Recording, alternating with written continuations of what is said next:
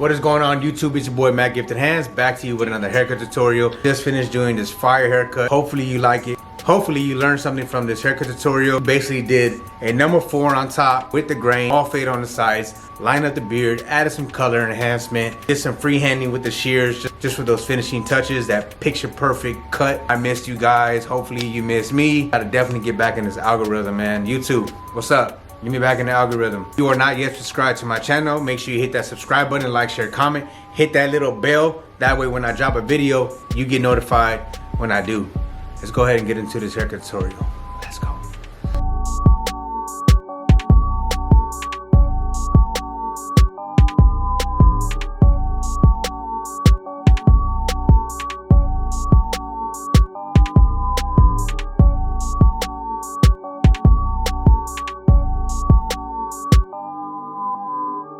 Alright guys, so like how I said in the intro of this video, I'm doing a number 4 with a grain, and my client just wants to kind of keep it kind of dark up top. We don't want to cut too much length off. We're going to do a ball fade on the sides, kind of mid to high fade. Just pay attention to the hair pattern. Make sure you're going with the grain and not going against it. You don't want to create any bald spots or light spots.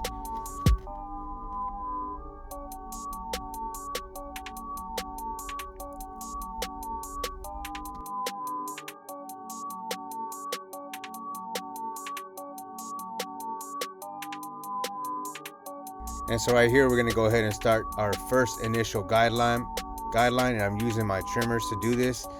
And if you are just starting out, just lightly do this guideline all the way around the client's head, and then take the trimmer and go upwards into that line.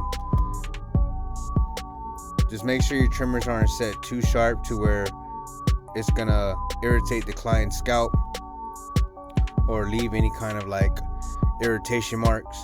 Right here I had to grab my other trimmer, because certain trimmers and blades, if you go in this direction with it, it'll snag a pore or snag the hair. So just be aware of all that stuff, man. You want to make the service and the experience as comfortable as possible for the client. So alright, so right here I'm using my Babyliss FX Clipper, and I went up with the lever all the way open, about 1/2 inch to 1 inch.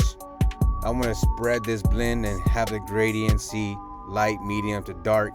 So after I first do the lever all the way open, I'll put it in the middle, and then I close it all the way, and this is just going to remove that bottom panel.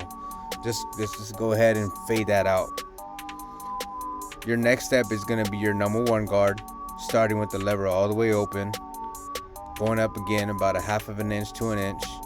And same exact steps. We're gonna start with the lever open, we're gonna put it in the middle and start lightening up that section, and then we're gonna close it all the way, and it's gonna pretty much just lighten it even more.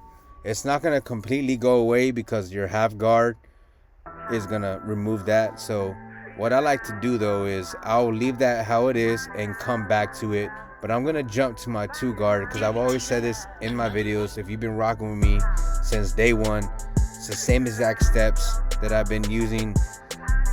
After I do my 1 guard, I jump to my 2 guard, because I feel like there's some gradiency in between the 2 and the 1.5 guard. So I like to do my 2 guard, jump to my 3 guard, because there is a 4 with the grain, right? That's the highest guard we're using on top of the client's head. And then that 3 guard is just going to be used to go against and with the grain, and that'll blend right into that bulk. Now after I do the 2 guard into my 3 guard, I'll come back with my 1.5 guard and knock out whatever the number 2 guard left behind, if that makes any sense. Now that's just starting to line up that area. You see the gradiency from light, medium to dark. It doesn't go from light to dark. So, and then right here I just wanted to show you a close-up, and I'm making sure that I'm brushing the hair down after I cut a couple of hairs out the way, and getting rid of any excess hair that I don't need to be recutting. And you're gonna see that spiral in the back of his head. We want to make sure we cut against the grain. That's why I have the clipper angled like I do. And then pretty much to bring the blend together, you're gonna take your half guard, your 0 guard, depending on what system and clipper you're using, and that's gonna bring this blend together. So after you I like to do all the way up to the highest guard, and then I work my way down just to kind of make sure that that nice blend and it has a nice blurry effect to it as well. So again, lever all the way open with the half guard, put it in the middle, and then close it all the way. And then you may have to do no guard, lever all the way open, and just blend right into whatever the half guard left behind. And that's pretty much it, guys. Like, you're going to be doing this exact same steps on the other side of the client's head, bringing that blend together, make sure it's proportionate all the way around. But again, I want to make sure I show you this area a little more up close and personal, because this hair can be a little more darker, difficult to blend. So just make sure that you're making it proportionate and making sure that it belongs to the sides of the head. So right there, I pointed out that spiral. Again, the reason why I'm angling my clipper like this is because I'm going against the grain, and I'm feeding that hair into that guard. I like to do a 50-50 fade. In this case, I did like a 40-60, and I came back into the middle. But look at that blend, guys. Just doing some detail work with no guard. We're gonna apply some hairspray in the front of the hairline, and I'm just taking my trimmer and lightly grazing that hairline. Instead of using like a one guard or tapering it down, I want to leave it full, and I'm just knocking down the hair that's hanging over the client's forehead. And that's gonna set us up for a nice crispy lineup. I have the client face towards the mirror, that way I can see my work and make sure my lining is good. But also, when you apply that hairspray, it kind of gives you like the opportunity to have that white ash line.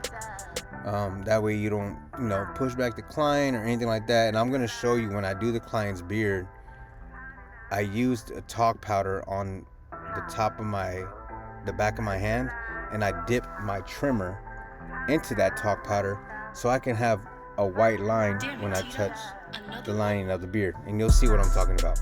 But this hairline is coming together. That blend is looking crispy, looking nice. We're not going against the hairline, we're not pushing the back, we're just making sure the corners are nice. And right here, we're gonna enhance the haircut with some Tomb45 no drip. I believe this is black brown. We're using a SHANNON hair enhancement card, and we're just doing a light coating of this enhancement, just darkening and enhancing the lineup and the haircut, and just taking it to a whole nother level.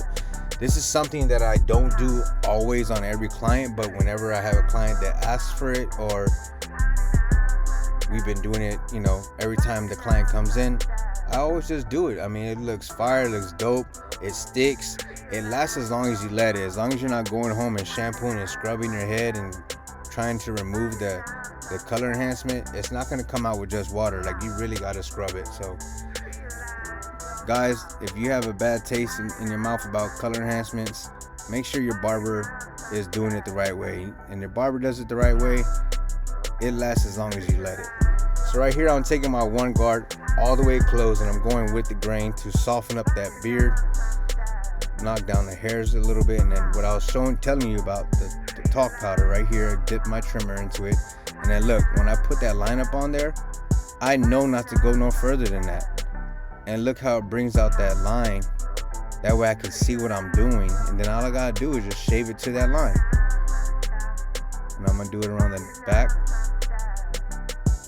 I mean, it's already crispy like that, and then you just come back with the razor, and line everything up, bring everything together. It also creates a barrier in between the trimmer and the client's skin, so there's no irritation. But just make sure that if you do this method, to clean your trimmer and spray it down, oil it. I'm gonna apply some Tomb45 Shaving Gel to create a nice glide of the blade, no hair pulling. I also do like doing dry shaving, but again, it's all about comfortability and also knowing when you can do it and when you can't do it. So in this case, we want to make sure that we go with a nice glide with the shave gel, with the razor, and just bringing out that hairline, the beard line. Again, we're not going past what we did. We're not chasing the beard line. But I mean, look at the cut, guys. Look at that gradient. See, light, medium to dark. We're gonna take the shears, the curved shears, and just lightly snip any loose hairs or hair sticking up. We're gonna apply that Oil Sheen. Sheesh, that boy is in the game. Brought him back to life. If you enjoyed this haircut tutorial and you learned something from it, make sure you give it a thumbs up. Again, guys, let's get back into this algorithm, get back on his YouTube grind. And as always, Team Gifted, stay gifted.